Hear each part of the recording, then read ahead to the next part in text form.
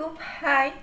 Nama saya Nur Hasikin binti Muhammad, nomor kad metrik di 2020 1092293. Hari ini saya akan menerangkan cara untuk menyediakan perkakasan komputer dan memasang Windows 10 dalam komputer anda. Sebelum kita bermula, saya akan menerangkan secara ringkas langkah-langkah keselamatan pemasangan perkakasan komputer. Antara langkah keselamatan yang pertama iaitu dari segi fizikal. Pastikan meja anda sentiasa bersih dan tidak mempunyai air, khususnya makanan dan minuman. Yang kedua, pastikan dan elakkan anda menggunakan barangan perhiasan seperti gelang dan cincin. Seterusnya, dari segi perkakasan pula, pastikan anda menggunakan anti-static map. Anti-static map ini berfungsi bagi mengelakkan perkakasan anda menjadi cepat rosak dan berkarat. Yang kedua, pastikan anda menggunakan restrap. Restrap ini berfungsi bagi memastikan cas elektrostatik dapat dibumikan. Dari segi elektrik pula, jangan sesekali anda menyimpan air sekiranya berlaku kebakaran yang berpunca daripada kebakaran elektrik. Sebaliknya, menggunakan alat pemadam api yang sesuai bagi membakar kebakaran tersebut. Yang kedua adalah mencabut plug kuasa. Hal ini mengelakkan daripada arus elektrik mengalir semasa pemasangan komponen perkakasan komputer. Dari segi peralatan pula, jangan sesekali memaksa peralatan sekiranya ia tidak tepat untuk pemasangan perkakasan komputer. Kedua, pastikan anda menyusun semula peralatan yang telah digunakan sebaik sahaja selesai memasang perkakasan komputer. Hal ini bagi mengelakkan berlaku sebarang kecederaan kelak. Okey, jadi sekarang saya akan memberi pengenalan tentang perkakasan komputer. Seterusnya adalah komponen utama untuk pemasangan perkakasan komputer. Sebelum saya beralih kepada komponen utama perkakasan komputer, saya akan menunjukkan beberapa cara yang boleh kita lakukan untuk pembelian perkakasan komputer. Antaranya melalui website Mona Lisa dan website Racun Tech. Kita boleh membuat pembelian melalui atas talian iaitu Shopee dan Lazada. Kita juga boleh membuat pembelian secara langsung iaitu dengan mengunjungi kedai kedua-dua syarikat ini, Mona Lisa dan Racun Tech, di Shah Alam dan Mona Lisa yang membuka cawangannya di Kelantan. Antara komponen utama adalah motherboard. Terdapat dua jenis motherboard iaitu AMD dan Intel. Pelbagai jenama telah menghasilkan motherboard antaranya Asus, MSI, Gigabyte, Intel, EVGA, Biostar. Okey, motherboard ini berfungsi sebagai jantung bagi sesebuah komputer. Tanpa motherboard, komputer tidak akan berfungsi. Secara umumnya, motherboard merupakan tempat bergantungnya segala komponen bagi sesebuah komputer. Seterusnya adalah prosesor. Terdapat dua jenama yang bersaing bagi prosesor iaitu AMD dan Intel. Okey, prosesor ini berfungsi sebagai otak kepada keseluruhan sistem komputer. Prosesor ini juga terdapat dalam pelbagai generasi. Seterusnya adalah heatsink. Biasanya heatsink dan CPU fan ini dijual sekali bersama dengan prosesor. Okey, heatsink dan fan ni adalah terma peranti logam konduktif yang direka untuk menyerap dan bersurai kepanasan dari objek suhu tinggi seperti pemproses komputer. Antara jenama yang terlibat adalah AMD dan Intel. Okey, heatsink ini juga terdapat dalam pelbagai generasi. Seterusnya adalah Central Processing Unit Fan. Seperti yang saya katakan tadi, biasanya heatsink dan CPU fan dijual sekali bersama dengan prosesor. Antara jenama yang bersaing untuk Central Processing Unit Fan adalah AMD dan Intel. CPU fan ini juga terdapat dalam pelbagai generasi. Seterusnya adalah thermal paste. Okey, thermal paste ni adalah bahan yang digunakan untuk pengaliran haba yang lebih baik di antara dua permukaan.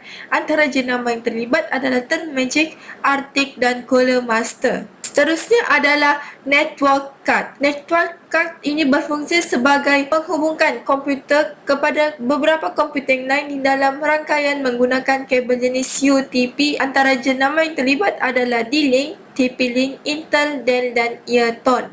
Seterusnya adalah sound card. Sound card ini berfungsi bagi mengeluarkan bunyi yang dihasilkan oleh komputer antara jenama yang terlibat adalah seperti StarTech dan Intel. Seterusnya adalah Random Access Memory RAM. RAM ini merupakan ingatan utama di mana data atau arahan yang diperlukan akan disimpan untuk sementara waktu. RAM ni melaksanakan proses baca dan tulis dalam komputer. Antara jenama yang terlibat adalah seperti Kingston, Corsair, HyperX, Apache, Adata, PNY dan Aorus. Seterusnya adalah Graphic Card Unit, GPU. Graphic card ini berfungsi untuk menghasilkan gambar dan video untuk dipaparkan pada peranti output iaitu monitor. Antara jenama yang terlibat adalah seperti Nvidia, Gigabyte dan Asus. Seterusnya adalah komponen bagi perkakasan komputer adalah storage. Storage ni merupakan perkakasan menyimpan data kekal di dalam sistem komputer iaitu terbagi kepada dua iaitu SSD dan HDD. Bagi SSD, jenama yang terlibat adalah seperti SanDisk, Samsung, Apache Kingston. Manakala hard disk pula HDD, jenama yang terlibat adalah Seagate, Western Digital dan Toshiba. Seterusnya adalah casing. Casing ni merupakan tempat meletakkan perkakasan komputer yang terlibat untuk sistem unit. Antara jenama yang terlibat bagi casing ni adalah Armageddon, Nimitz, AFB, Gamandia, Argus, Tesseract, Montage Air.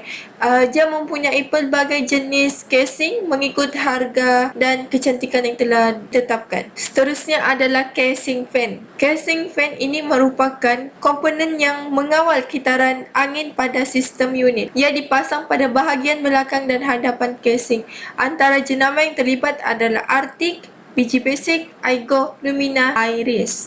Seterusnya adalah power supply. Power supply ini merupakan penerima bekalan elektrik daripada punca bekalan elektrik utama. Antara jenama yang terlibat adalah seperti Desktop, Corsair, Firestorm dan StarTech. Komponen yang seterusnya adalah power and data cable.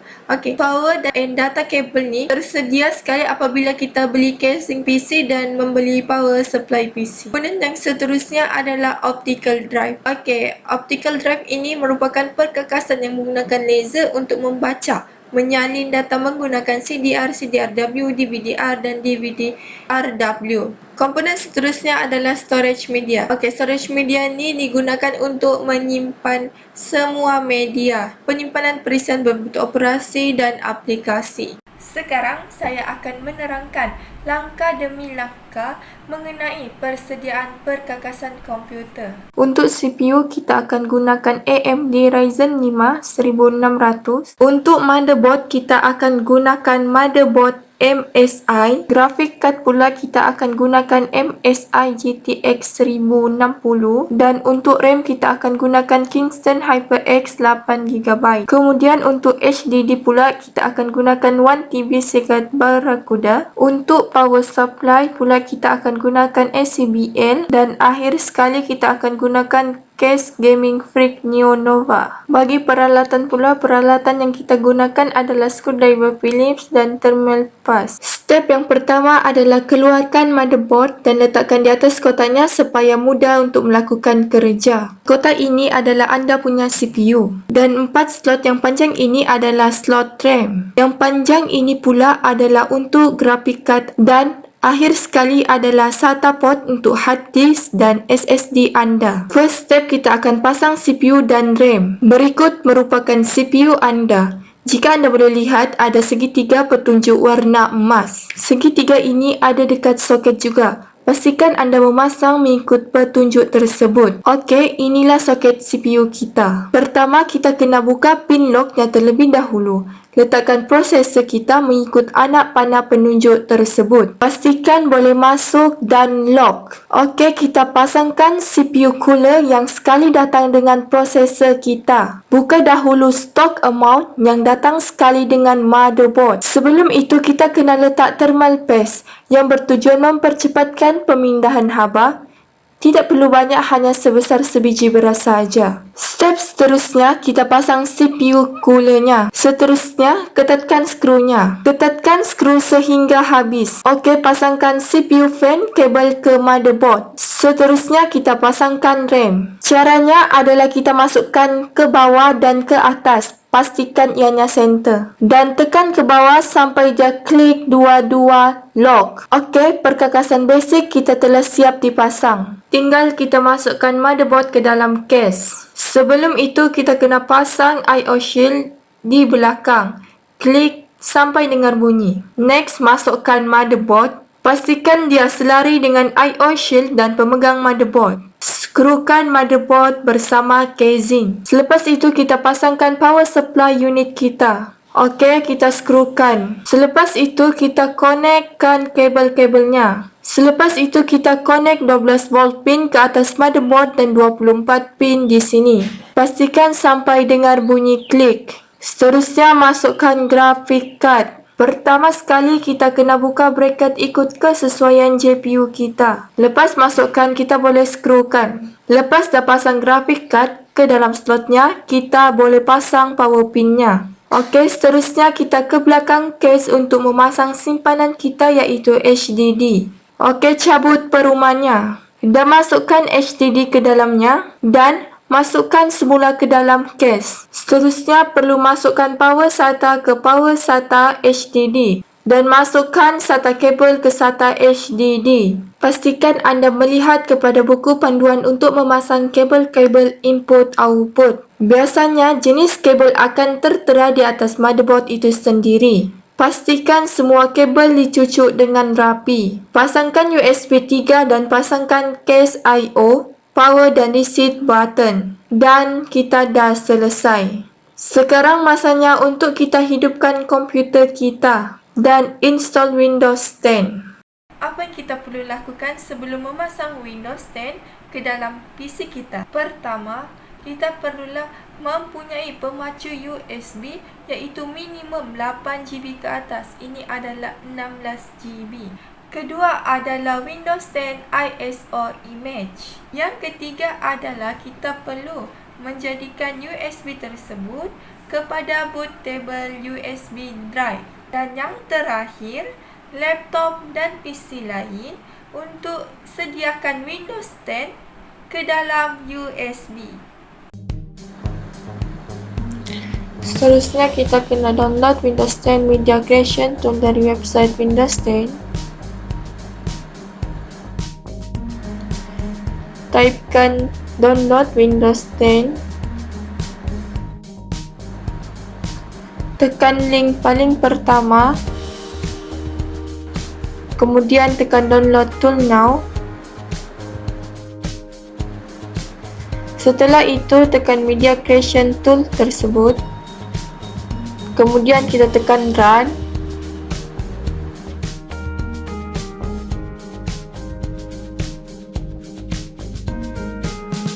Kemudian kita tekan create installation media untuk USB.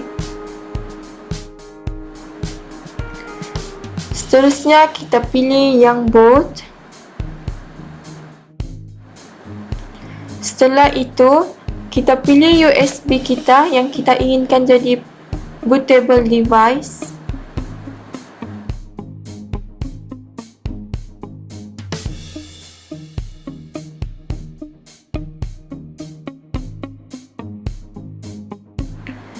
Selepas proses tersebut sehingga media Windows 10 dah siap dimasukkan ke dalam USB kita. Apabila dah siap, masukkan pendrive ke PC kita dan tekan on. Pastikan tekan ESC F1, F2 atau F12 mengikut jenis motherboard PC tersebut. Selepas itu akan keluar BIOS. Seterusnya pergi ke tab boot dan pastikan kita memilih jenis USB yang kita dah sediakan di Windows 10 tersebut.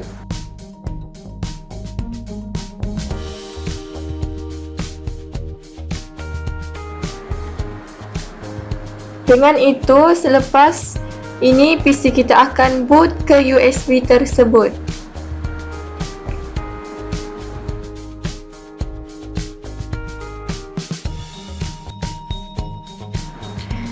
Seterusnya akan keluar Windows Setup, terus skip ke I don't have a product key dan tekan next. Seterusnya akan accept license agreement tersebut dan pilih kostum.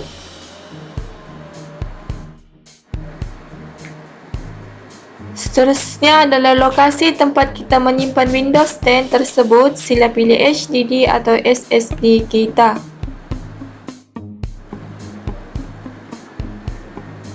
Tekan next dan tunggu proses selesai.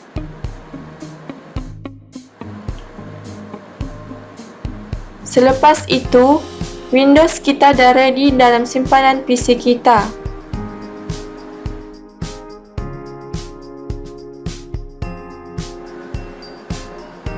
Dan kita hanya tinggal setup part terakhir, iaitu negara, keyboard dan internet.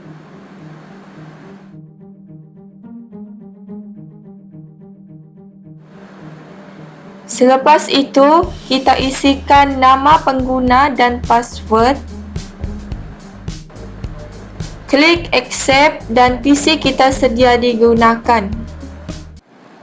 Selepas selesai memasang Windows 10 ke PC kita, perkara seterusnya yang perlu kita lakukan adalah download Chrome menggunakan Microsoft Edge. Setelah itu, install Chrome tersebut. Setelah selesai, kita kena install driver ke dalam setiap perkakasan kita. Setiap perkakasan mempunyai driver. Driver ini ibarat pemandu kepada setiap perkakasan kita. Kita boleh mendownload secara automatik menggunakan driver booster ataupun buat secara manual dengan type 11 jenama perkakasan kita di Google. Contohnya motherboard kita. Seterusnya, antara contoh software yang penting kita perlu download adalah WinRAR yang bertujuan untuk ekstrak semua fail-fail kita. Setelah itu, PC kita telah sedia untuk digunakan. Refleksinya, komputer di dalam dunia ini amatlah membantu manusia untuk menyiapkan kerja dengan lebih cepat, efisien dan cekap.